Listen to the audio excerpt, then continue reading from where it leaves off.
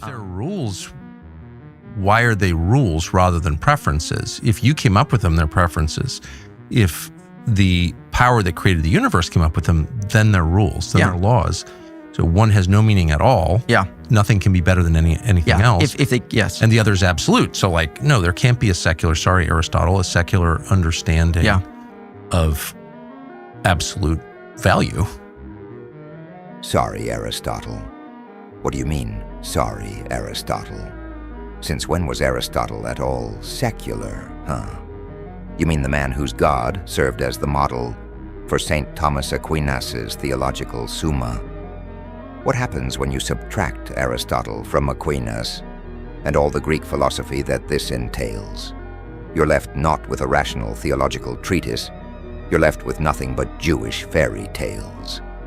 When you remove the prime mover, the causeless cause, the God that's a perfect, eternal, ever-changeless mind, you're left with one that's fickle, flighty, and full of flaws, a mirror not only of men, but men of the worst kind. Sorry, Aristotle wasn't secular. That's a fallacy. He simply rejected the anthropomorphic gods of the hoi polloi, who believe gods have desires like love and jealousy, like Aphrodite spilling ichor, shielding her beloved boy at Troy.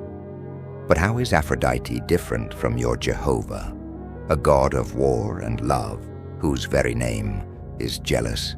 No such blasphemy exists in Aristotle's Metaphysica, and is expressly dismissed by Plato in his Timaeus. Aristotle's God doesn't father a son with a mortal woman, the way Zeus does with the wine god's mother, Semele, nor with Perseus's mother, Danae, who was a moral virgin, nor like Jehovah when he overshadowed the Virgin Mary.